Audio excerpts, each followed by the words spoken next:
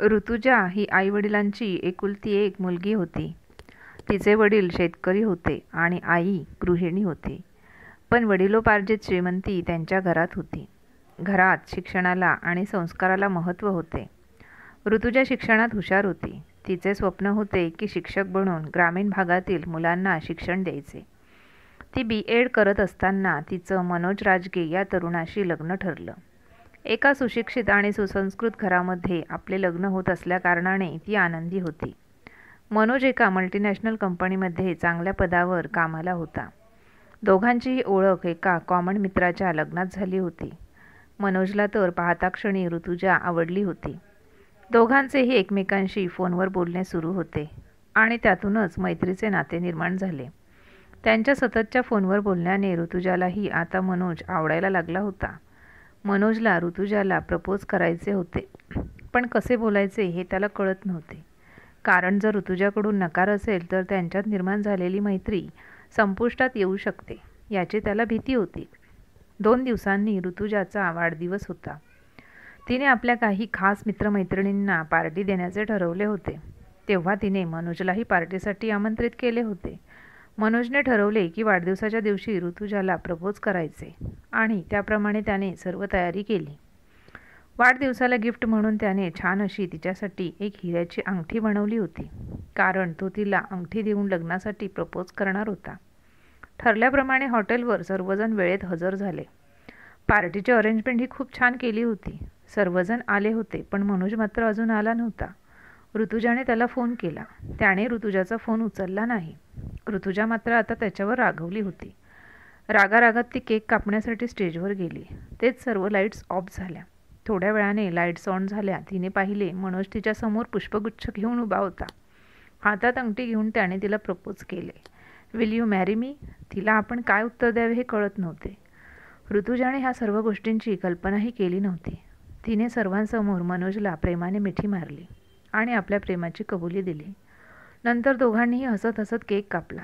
पार्टीमध्ये उशीर झाला असल्याकारणाने रात्री मनोज ऋतुजाला घरी सोडायला गेला. दोघांनीही आपापल्या घरी एकमेकांबद्दल सांगितले. ऋतुजाच्या घरच्यांनाही मनोजचा स्वभाव आवडला होता. शेवटी त्यांच्या प्रेमाला एक नवी दिशा मिळाली. घरच्यांच्या संमतीने त्यांचे लग्न ठरले होते. लग्न अगदी थाटामाटात झाले होते. ऋतुजा ही आईवडिलांची एकच मुलगी असल्याकारणाने तिच्या आईवडिलांनी तिच्या लग्नात कसलीही कसर सोडली नव्हती. त्यांची मुलगी एका प्रतिष्ठित आणि सुसंस्कृत कुटुंबात लग्न करून जात आहे याचा त्यांना आनंद होता. आपल्या मुलीला लग्नानंतर काहीही त्रास होऊ नये म्हणून त्यांनी सर्व गोष्टी तिला पुरवल्या होत्या. ऋतुजाच्या वडिलांनी ऋतुजाला लग्नात 50 तोळे सोनं, मनोजला चैन, अंगठी, बुलेट स्वखुशीने दिली होती. लग्नातही पाहुणे मंडळींना काही कमी पडू नये म्हणून त्यांनी खबरदारी घेतली होती. इकडे मनोजच्या घरीही नवरा नवरीच्या स्वागताची तयारी जोरात सुरू होती. ऋतुजाची पाठवणी होत असताना ऋतुजाच्या वडिलांना खूप रडू आले होते, कारण ते आपल्या मुलीला जीवापाड प्रेम करत होते आणि आज पहिल्यांदाच ती त्यांच्यापासून दूर चालली होती. कसे तरी मनातले दुःख आवरून त्यांनी तिला विदा केले. ऋतुजालाही आईवडिलांपासून दूर होण्याचे दुःख होते, पण प्रत्येक स्त्रीला रीतिरिवाजातून जावेच लागते. लग्नाची वरात मनोजच्या घरी आल्यावर त्या दोघा नवरा नवरीचे जोरदार स्वागत झाले. आज त्यांचा मधुचंद्र होता. इकडे मनोजला त्याचे मित्र रात्री वहिनीला जास्त त्रास देऊ नकोस हां असे म्हणून चिडवत होते. मनोजलाही आता राहावत नव्हते. शेवटी सर्व आवरता आवरता रात्रीचा 1 वाजला. मी मनोजची वाट पाहत बेडवरच झोपून गेली. दुसऱ्या दिवशी मी उठले तेव्हा माझ्या अंगावर कपडे नव्हते आणि चादर विस्कटलेली होती. मनोजने माझ्यासाठी कॉफी आणली आणि मला प्रेमाने उठवले. रात्री तुला जास्त त्रास नाही झाला ना असं त्याने मला विचारले. मला काही कळले नाही की त्याने मला असे का विचारले, पण मी जास्त विचार न करता फ्रेश होऊन किचनमध्ये सासूबाईंच्या मदतीला गेले. सासूबाई नाश्ता बनवत होत्या. मी त्यांना नाश्ता बनवण्यात मदत केली. सासूबाईंचे लक्ष माझ्या शृंगारावर गेले. त्या मला म्हणाल्या, अगं आजकालचा जमाना खूप खराब आहे. इतकं सोनं अंगावर घालून फिरू नकोस. आणि ते सर्व माझ्याकडे दे. मी माझ्या लॉकरमध्ये ते सांभाळून ठेवते. मलाही सासूबाईंचे बोलणे पटले आणि मी त्यांना सर्व दागिने काढून त्यांच्या हातात दिले. नंतर त्या मला म्हणाल्या, काळजी करू नकोस. तुला लागतील तेव्हा तू मला माग, मी तुला घालायला देईन. मनोजचे काही मित्र त्याला भेटायला घरी येणार होते. कारण ते लग्नाला आले नव्हते, म्हणून लग्नाच्या शुभेच्छा देण्यासाठी ते घरी येणार होते. मनोजने मला फोन करून सांगितले की 4-5 लोकांचे जेवण वाढीव बनव आणि संध्याकाळी तू लवकर तयार हो. म्हणून मी सांगितल्याप्रमाणे वेळेत जेवण तयार करून त्यांची वाट पाहत बसले. संध्याकाळी त्याच्याबरोबर त्याच्या कामावरचे मित्र आणि त्यांचे बॉस आले होते. जेवण छान झाले आहे असे म्हणत सर्वांनी माझ्या जेवणाची तारीफ केली. मी मित्रांना बाहेर सोडून येतो असे म्हणून मनोज त्यांच्याबरोबर निघून गेला. मी मनोजची वाट पाहत बसले होते. तोच सासूबाईंनी माझ्यासाठी गरम दुधाचा ग्लास आणला.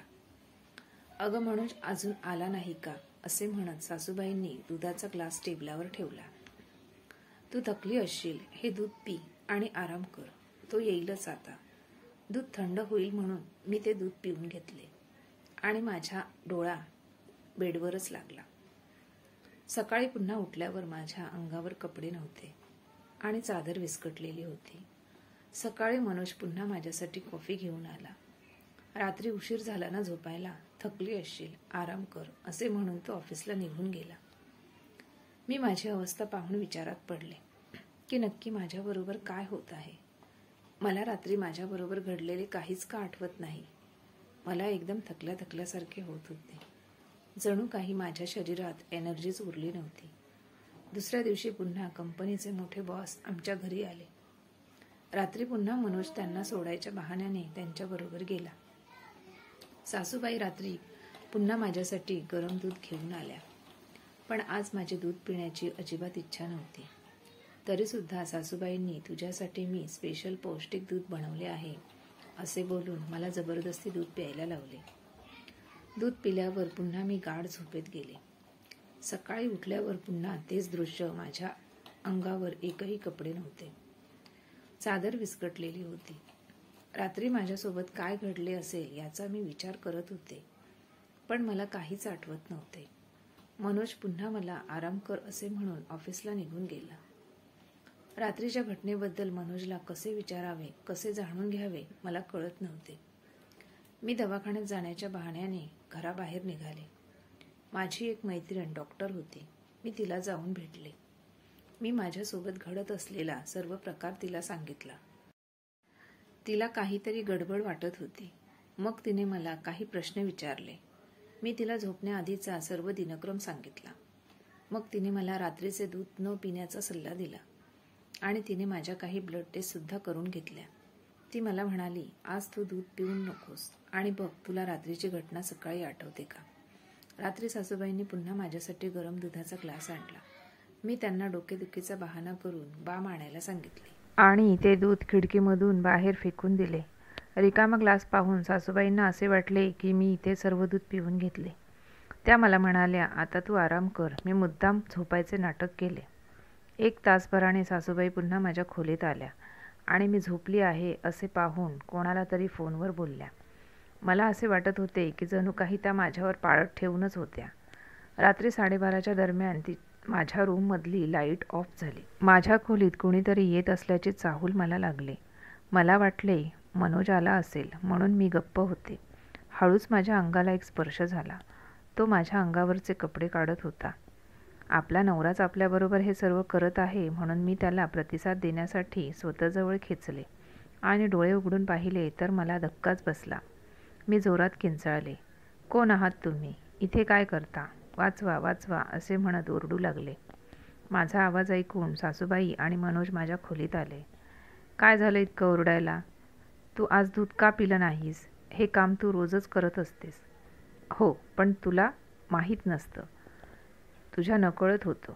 आता माहीत झाले ना तर स्वखुशीने कर असे म्हणून त्या मला खोलीत बंद करून निघून गेल्या. मी रात्रभर त्या त्रासाने ओरडत होते, कळवळत होते, पण माझी मदत करणारे तिथे कोणीच नव्हते. मी समजून गेले होते की माझी फसवणूक झालेली आहे. लग्नाच्या नावाखाली मनोजने मला प्रॉस्टिट्यूशनसाठी आणले होते.